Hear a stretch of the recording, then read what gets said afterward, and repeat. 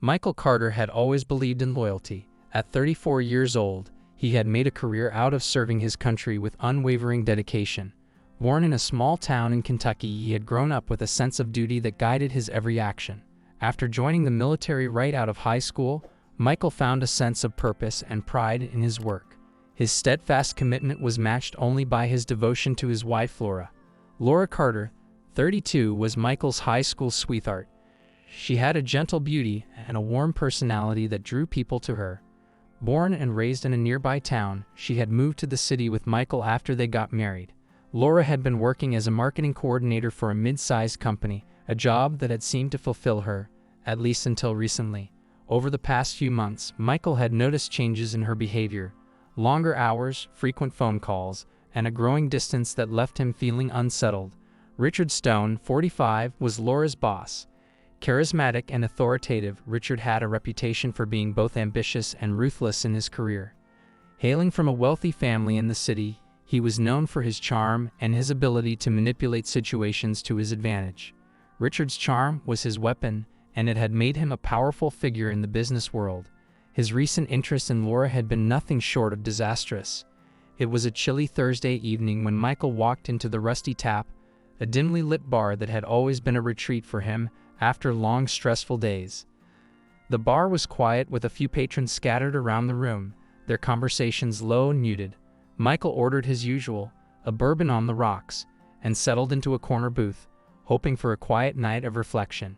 His solace was abruptly interrupted when he saw Laura enter the bar, accompanied by none other than Richard Stone. Laura looked radiant, a stark contrast to the sadness Michael had grown accustomed to in their home. Richard's presence, however, was like a dark cloud overshadowing their evening. They took a table near the back, and Michael's heart sank as he watched them. Laura laughed at something Richard said, her eyes sparkling in a way that Michael hadn't seen in months. Richard, dressed in an expensive suit and exuding a self-satisfied air, seemed to be enjoying the attention far too much. The sight was almost unbearable. Michael's mind raced with questions and fears, but he knew he had to approach them. Richard noticed Michael before Laura did. With an air of arrogance, he sauntered over to Michael's booth and patted him on the shoulder, a gesture that felt more like an insult than a friendly gesture. "You lost your woman, soldier," Richard said, his voice dripping with condescension. "She's mine now." The words stung Michael deeply, more than he had anticipated. He had been grappling with the idea of his wife's infidelity, but hearing it spoken so openly was a jarring blow. Richard's smug expression, the certainty in his tone, and the finality of his words ignited a storm of emotions in Michael. "Does it give you pleasure to publicly humiliate me?" Michael demanded, his voice trembling with a mix of anger and despair. His gaze shifted to Laura, who had now turned to face him, her face a mask of discomfort and guilt.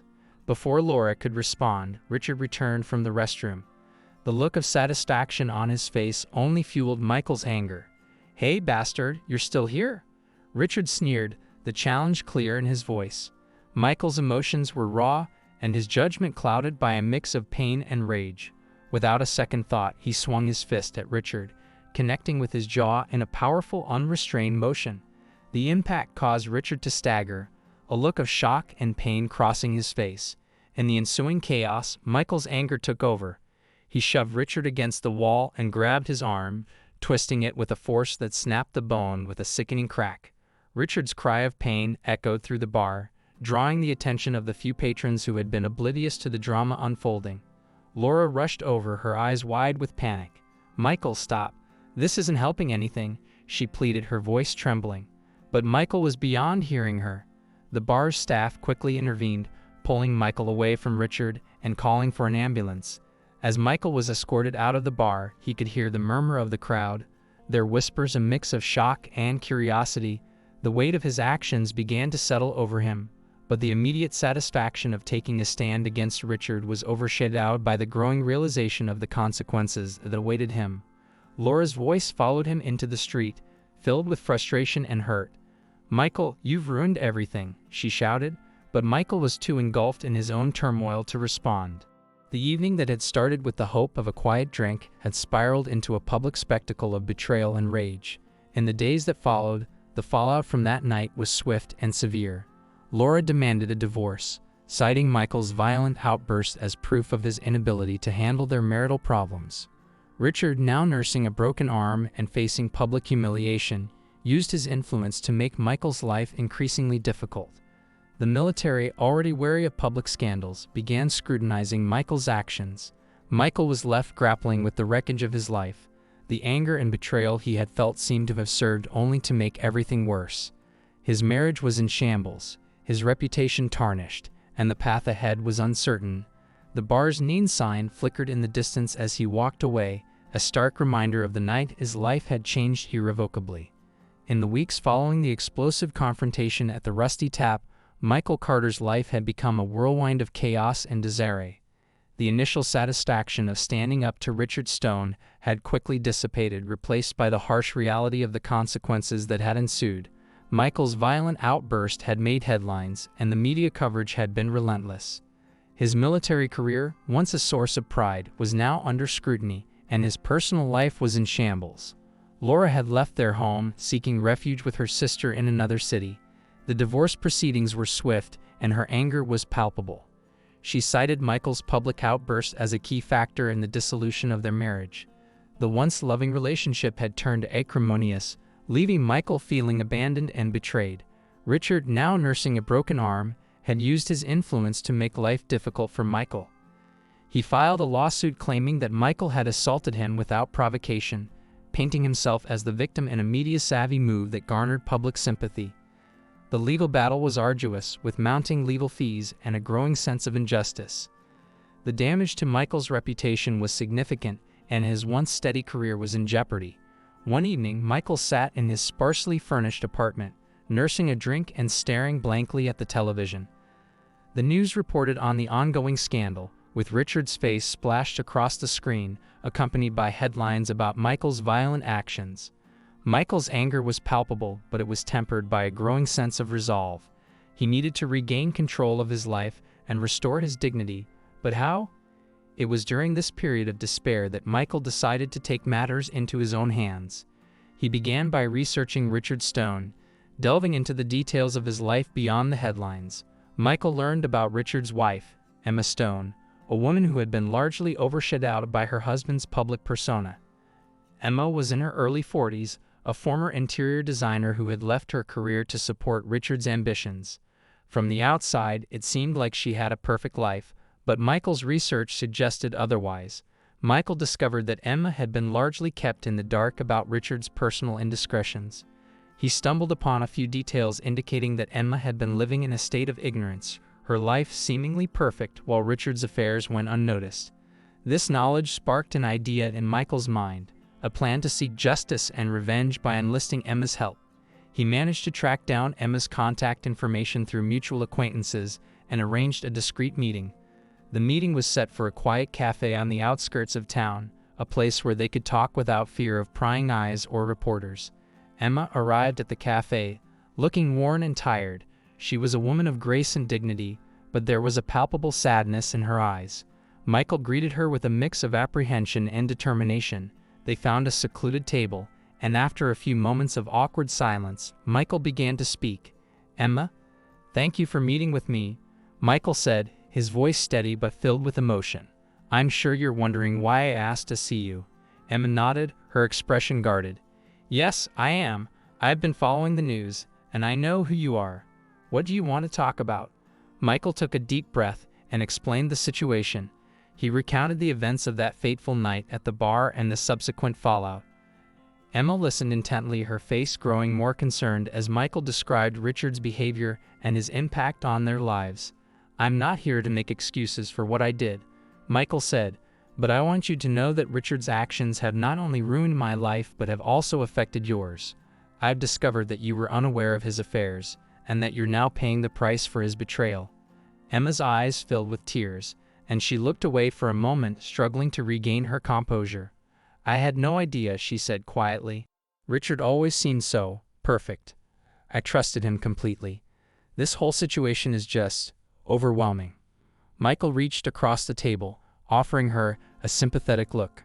"I know it's a lot to take in, but I believe we can do something about it. We can expose the truth and make sure Richard faces the consequences of his actions. Together, we can gather evidence that will show his true character and give both of us a chance to seek justice." Emma's gaze met Michael's, and for the first time, there was a glimmer of hope in her eyes. "What do you have in mind?" Michael outlined his plan. He suggested that Emma use her knowledge of Richard's private life to help uncover incriminating evidence. They would work together to document his infidelities and unethical behavior, which they could then use to discredit him publicly and in court. Emma, though hesitant at first, agreed to help. Her primary motivation was the desire to reclaim her dignity and protect herself from the fallout of Richard's deceit. In the weeks that followed, Michael and Emma formed an unlikely partnership. Emma provided Michael with detailed information about Richard's activities, including the names of his other affairs and evidence of financial misconduct. Michael used his investigative skills to corroborate the information and gather additional evidence. Their efforts were painstaking and required them to trade carefully, avoiding detection by Richard and his legal team. They spent hours poring over documents, making discreet inquiries, and strategizing their next moves.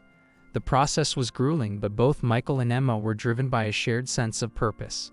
As they gathered more evidence, they began to see a clearer picture of Richard's duplicity. They discovered that Richard had been siphoning funds from his company for personal indulgences and maintaining multiple relationships under the guise of business trips. The evidence was damning, and it became increasingly clear that Richard's facade of success was built on a foundation of lies and deceit. Michael and Emma knew that their next step was to reveal the truth to the public. They prepared a comprehensive dossier of evidence, including detailed accounts of Richard's behavior and documented proof of his financial misconduct. With Emma's insider knowledge and Michael's investigative prowess, they were ready to confront Richard and hold him accountable. The day of the public revelation approached with a mix of anxiety and anticipation. Michael and Emma knew that their actions would have significant repercussions, but they were prepared to face whatever came their way. Their shared mission had become more than just a quest for revenge. It was a journey towards reclaiming their lives and finding closure amidst the wreckage of betrayal. As Michael reviewed the evidence one last time, he couldn't help but reflect on the transformation he had undergone. What began as a quest for personal vengeance had evolved into a pursuit of justice, with a new ally who understood the pain of betrayal. Together, they were about to expose a powerful man's true nature and take a stand against the injustices they had endured. The weight of their actions was heavy, but Michael and Emma were resolute. The final confrontation with Richard was imminent, and they were prepared to face the storm that awaited them. The truth was ready to be unveiled, and with it, a chance to rewrite their stories and reclaim their lives from the shadows of deception. The day of reckoning arrived with a mixture of apprehension and resolve.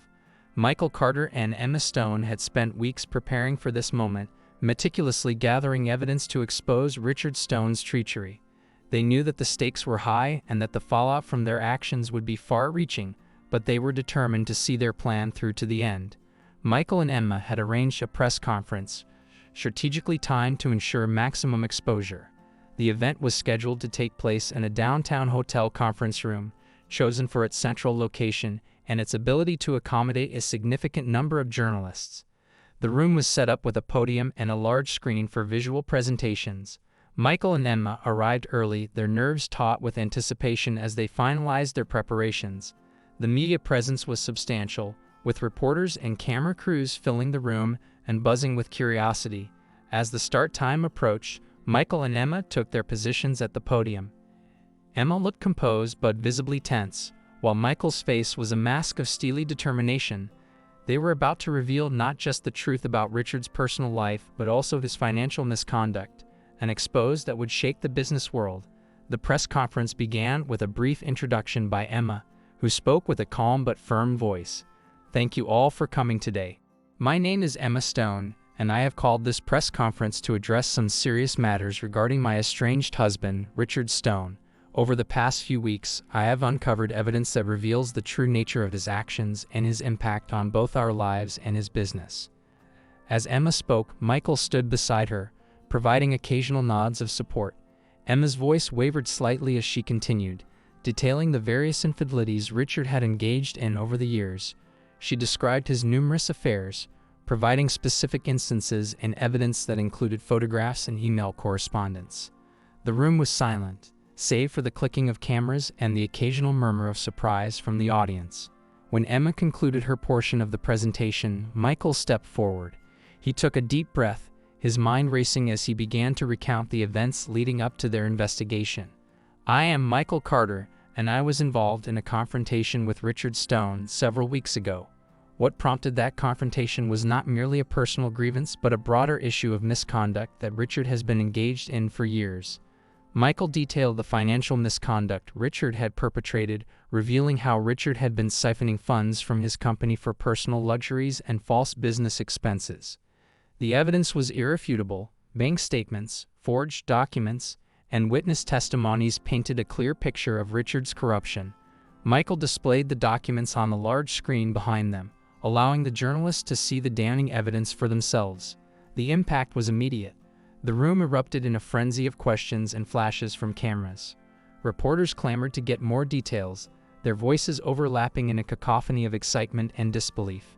Emma and Michael fielded questions, their responses measured and calm despite the chaos around them.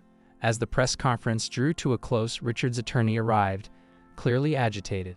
The lawyer attempted to downplay the revelations, claiming that the evidence presented was part of a personal vendetta. However, the damage was already done. The media had seized on the story, and Richard's once polished reputation began to crumble. The days following the press conference were a whirlwind of activity. Richard's company was placed under investigation, and several high-profile clients began to distance themselves from him.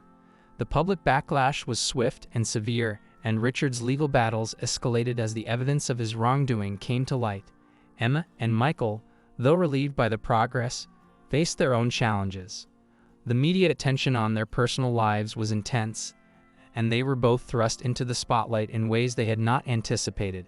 Emma's decision to go public had not only exposed Richard but had also placed her in a vulnerable position. Despite the turmoil, Michael and Emma found solace in their newfound alliance. Their shared experience of betrayal and their fight for justice had forged a bond between them. They spent time together, discussing their next steps and finding ways to navigate the complex aftermath of their actions. One evening, as they sat in a quiet park, Michael turned to Emma. "We've come a long way," he said, his voice soft. "I didn't expect to find a friend in all this chaos, but I'm grateful that we could help each other." Emma smiled, her expression reflecting a mix of gratitude and relief. "Me too, Michael. It's been a difficult journey, but I feel like we've taken a step toward reclaiming our lives. The truth is out there, and it's given us a chance to move forward." With the truth unveiled and Richard's empire in ruins, Michael and Emma began to focus on their own futures. For Michael, the process of rebuilding his life was slow but steady. He faced disciplinary action from the military but managed to retain his position, albeit with a tarnished record. The emotional scars from the betrayal and the public scandal took time to heal, but Michael remained resilient, determined to find a new path. Emma, too, embarked on a journey of self-discovery. She decided to pursue a career in nonprofit work, using her experience to advocate for others who had faced similar challenges. Her newfound purpose gave her a sense of fulfillment and direction, helping her move beyond the pain of her past. As the months passed, both Michael and Emma found a sense of closure. The public revelations had brought about significant changes in their lives, but they had also provided them with a chance to heal and grow. Their paths, though shaped by the same source of pain, had diverged in ways that allowed them to find new beginnings. Richard Stone, on the other hand, faced a turbulent future. His financial empire was dismantled, and his personal life was left in tatters. The weight of his actions had finally caught up with him, and he struggled to cope with the consequences of his deceit. In the end, the press conference had been more than just a public spectacle. It had been a turning point for all involved.